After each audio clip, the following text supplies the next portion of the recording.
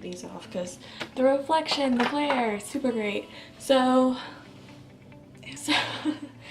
today I wanted to do a tattoo vlog and tattoo advice because I'm not going to get enough footage from me actually getting tattooed, nor would I want to really, because I don't want to impede my artist when he's trying to work. You don't go into, you know, a grocery store and just like stand in front of the cashier and not let them do their jobs. It's kind of the same thing because I'm getting an arm tattoo, so it's going to be kind of awkward, you know what I mean?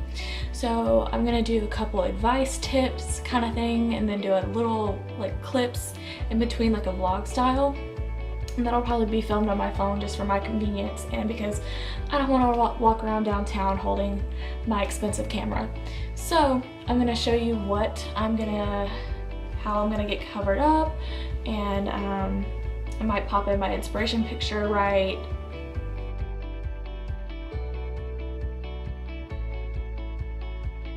there. Okay, that is my reference picture. Obviously it's not going to be the exact same thing because I go to a custom tattoo artist, and that's what I recommend you do. So a couple of my advice tips is to, one, go to a reputable tattoo shop and a tattoo artist. How I found mine is through Instagram. That's how a lot of people find theirs now. Just decide what style you like. I personally like traditional style. I like big, bold, black lines and color tattoos. I'm not a huge fan of black and gray. I'm not a huge fan of the little small, dainty, little things like that. So my tattoo artist specializes actually in realism, so I'm breaking my own advice right now. However, he did have inspiration pictures, but he did have pictures on his Instagram where he did traditional, and it's really, really good. It's really well done. So that's why I went to this tattoo artist. Other artists in the shop specialize in other things, and that's just how tattoo shops work. But I messaged him because at the time he didn't have his email address in his bio. If the tattoo artist has their email address in their bio of whatever social site you're seeing them on, use their email, because they wouldn't have put in the time to have a business email and put it in their bio if they didn't want you to use it. So I just DM'd him at the time because he didn't have it in his bio, which was perfectly fine. Some tattoo artists don't mind, but a lot of the time it's just better to email. It's more professional on both ends. So this time I emailed him. I'll actually show you now. I emailed him what I want covered up. So I got this in the summer last year, before I got my 5-piece with this tattoo artist, and I went to a walk-in shop, and as you can see, it's not very well done. It's very scarred, and the ink is falling out in a lot of places, especially here and here and here. This artist was very heavy-handed, so he scarred me a lot. So when I went to look into getting a cover-up, I'd be very conscious that it's just black line work, so it has to be a very black tattoo, which is what I chose, as you could see in my reference picture. So what I did is I emailed my artist and I set up a consultation. And you don't always have to set up a consultation, but I prefer to do that because I'm not very good communicating over the phone, like in email or DMs or whatever. I have to it just makes me feel more comfortable. You can do whatever your artist may want in a consultation. I prefer to make a consultation. So the way my artist does it is I just say, hey, I'm gonna come in on this day, this time, make sure I'm not like coming in the middle of him doing a tattoo session or whatever. So I went in and I showed him what I needed covered up, and he agreed that it's a very bad tattoo. Don't go to walk-in shops unless they're very highly rated. Do your research. Don't just go in like, hey, I want this tattoo, like I did. Because it's very last minute and you don't get good results. So I showed him what I needed covered up. I showed him a bunch of reference pictures. I try to do like a minimum of 5, which sounds like a lot, but there's different aspects of each that I liked. So I showed him that, and then I emailed him that as well. That way he had vocally what I wanted to say. That way if I happened to miss a small minute detail, we still had that face-to-face conversation. So like, what I say by minimum of 5, here's what I like to do. I like to get my main idea. So what I'm doing right here is a raven, a traditional raven tattoo, heavily blacked out obviously, but I liked the red part that you saw in that reference picture, but in a different one that I sent, I liked the foliage, the leaves, because it would flow well with my thigh piece. It would match my thigh piece. So that's why I like that, and certain aspects of other ones that you get my drift. So that's what I recommend doing, going to a consultation and then emailing a bunch of different reference pictures and tell the artist under each picture what you like from each one. That way they can incorporate it into their original drawing, the original piece that they're gonna draw up for you. And my next tip is to wear something that is appropriate for where you're getting tattooed. So I'm getting tattooed on my inner bicep, so I'm wearing this. It's kind of chilly outside, so I'm gonna wear my jacket, but when I get in the shop and I'm in the chair, obviously I'm gonna take it off. But I do recommend bringing a jacket even if it's not cold outside, because I know just for me personally, getting tattooed for a long period of time, it makes my body really cold. It's my body really cold. So what I like to do is I like to just bring a little light jacket, and when I was getting my thigh done, I could just put it on. But with this, I can just, you know, have it on this side, and that's perfectly fine as long as it's not in the artist's way.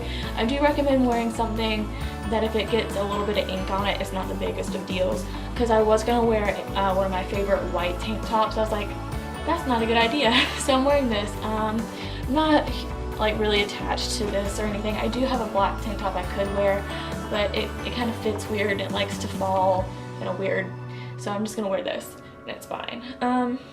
My next tip is to get to the shop pretty early. My appointment is at 4. I'm gonna leave my apartment at 3.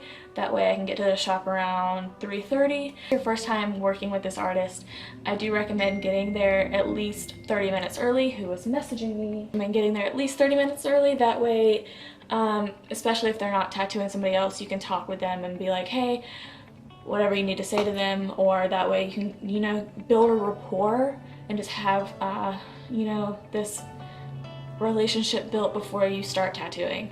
I'm just gonna go in 30 minutes early because that's just who I am as a person. I like being places early. That way I can, you know, just take a breath, get settled in my environment, and, you know, ground myself, because I do have anxiety, so that helps in those kind of situations. Even though I've been tattooed before by this artist, it's just something I like to do. I do recommend you bringing water and a snack, but before you even, I should have said this before you even go to the shop, make sure before you go in that you eat a good meal. Even if you're nervous, try to eat a good meal, because this isn't gonna take that long, but with my thigh, that took about 3 hours. So that was a good solid 3 hours of just being in, you know, continuous pain.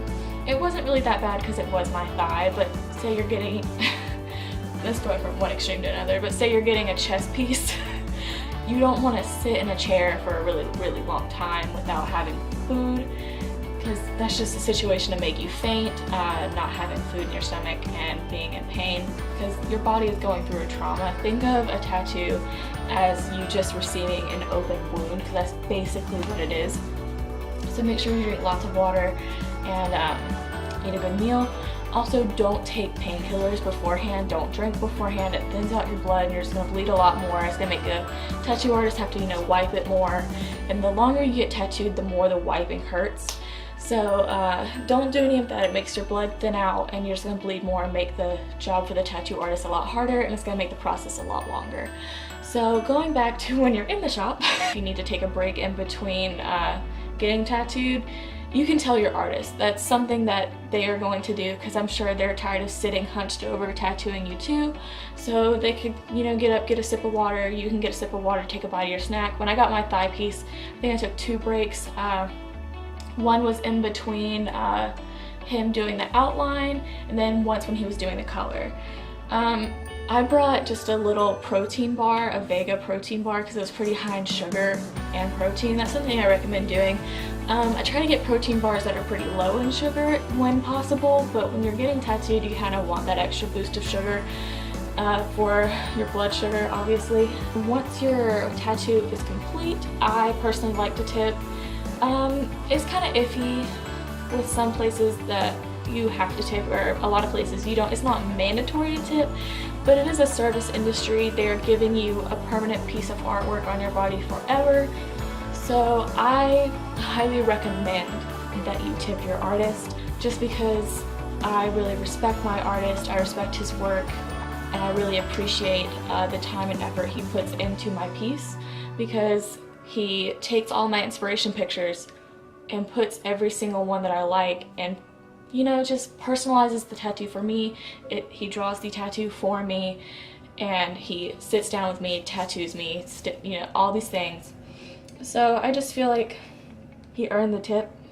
But even if he didn't, like, I still tip this tattoo artist, even though I didn't like the tattoo. So the next few clips you're gonna see is a little bit of vlog style. I might just incorporate into this vlog, but yeah, those are my tips, and I hope you enjoyed this video, and thank you for watching.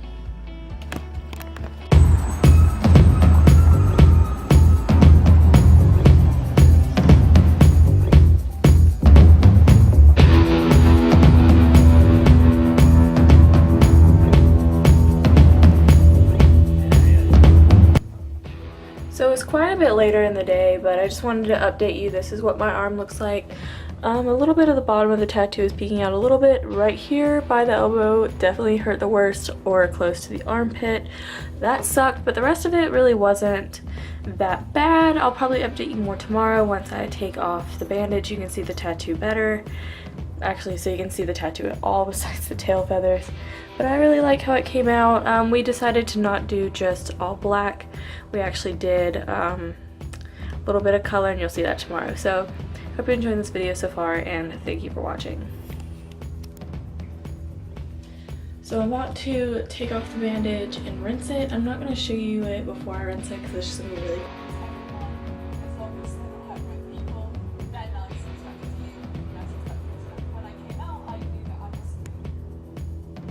So this is my day 4 tattoo update. It's pretty dry right now, so I'm about to wash it after I get out of the shower and then moisturize.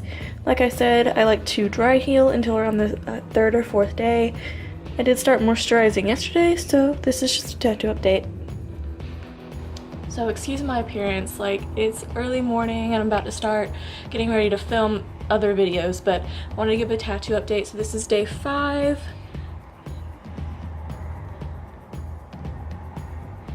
He's very, very dry. It's starting to get really flaky, especially up here. So I'm gonna wash him and then moisturize. I'm probably gonna moisturize a lot more than usual today. I normally only moisturize twice, so I probably will do an extra 1 or 2 times today because he is very, very dry.